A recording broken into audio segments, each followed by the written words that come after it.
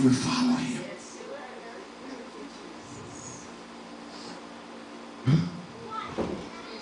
Stop living. But the way is paved. He never said the road was easy. The road is not easy, but the way is paved. You understand that? You don't have to cut bush to get. No, the way's already paved, but the road is rocky sometimes.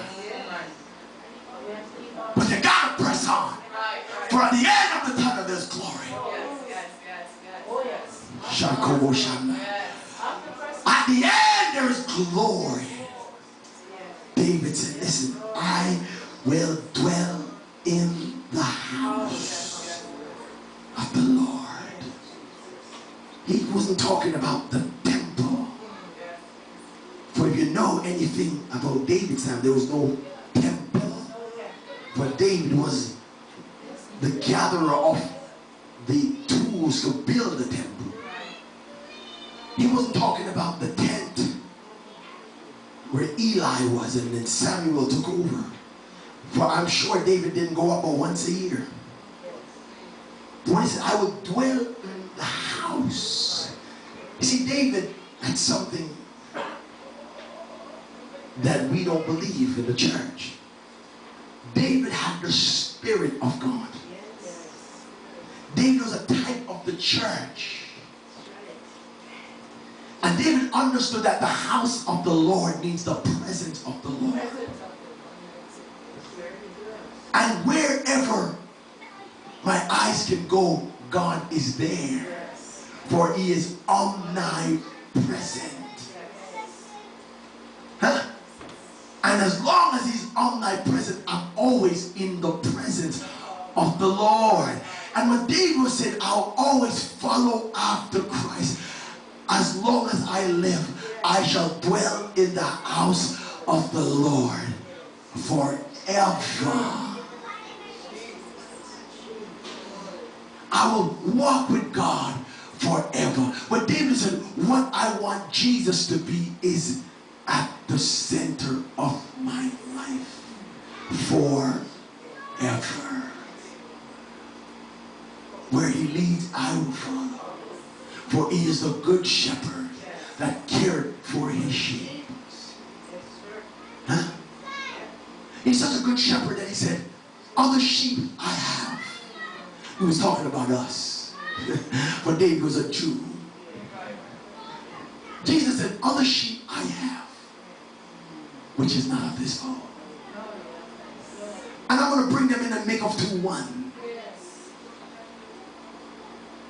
When we weren't thinking about him, we were on his mind.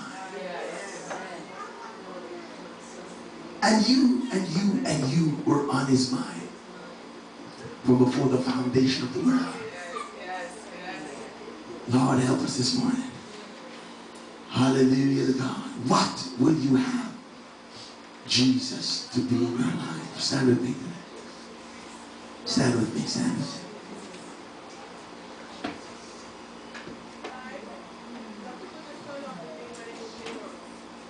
The Lord has sent this word. I hope the word you receive today, you may take it not as some excitable thing, but apply it to our lives. Understand who your God, your Father, your King is. He is the good shepherd that cares. In this life we have many hirelings called pastors who, like David, had some sheep to lead, or in present tense, have some sheep to lead. But they're leading them pretentiously. Meaning the first opportunity they get to feed, they're running.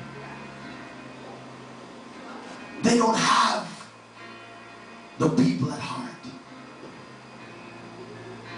They don't care for the sheep. What they care is for charisma. What they care for is to have a massive crowd so they can benefit both financially and socially. For once the sheep strays and they have no idea whatever became of the sheep. But my Lord said that 99 was in the fold. But the one that was lost, he went to find it. For a fold is not complete unless it has the proper number. And he knows the proper number. So when one strays, he'll find you and call you home. Hear the word of the Lord that he dropped in my heart. What would you have me to be in your life? That's the word that he gave me yesterday. I told Sister Jardine while we were out picnicking yesterday. Sister Jardine, the Lord dropped the word in my heart. And it was a question. What would you have him to be in your life? I don't care if you've been in the faith for 50 years. What would you have him to be? I don't care if you're walking away from the world of riches. What would you have him to be? I don't care where you are. There's still a higher ground. The question is, what would you have him to be in your life? The songwriter said, I need thee, oh, I need thee. Every hour I need thee. Oh, bless. But you notice before he asked for blessing, he said, every hour I need you. And when I have you, now bless me. I don't want to walk with God for walking's sake. I want to walk with him and be blessed of him. For when the blessing flows, I'm able to live above my circumstances. I'm able to say, yes, Lord, I'll go through, I'll continue. But if the blessing is not flowing, I become stagnant and fall off by the wayside. I feel disenfranchised. I feel lost. But the Lord told me to tell you, what would you have him to be in your life? Has God lived before you came today? Sister Monica, Sister Sonia, the Lord dropped it in my heart that you're coming. He did. And I expected our preacher friend from Atlanta today.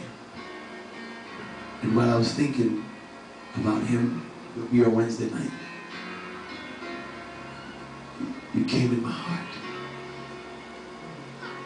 For those that are led by the Spirit, our sons, there's a connection in the Spirit. But the Lord allowed me to say to not only you, but to all, what would you have me to be in your life? Sister Monica, you got the weakness of this Psalms 23. Did you not? You got the weakness of the Psalms 23. It was the word of the day. What would you have him to be in your life? I need you. I need thee.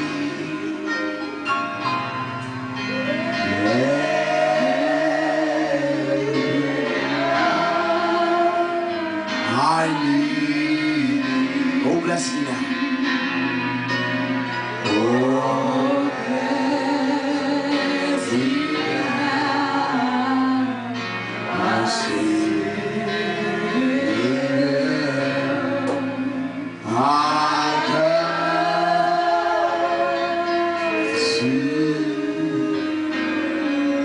Sing it from your heart.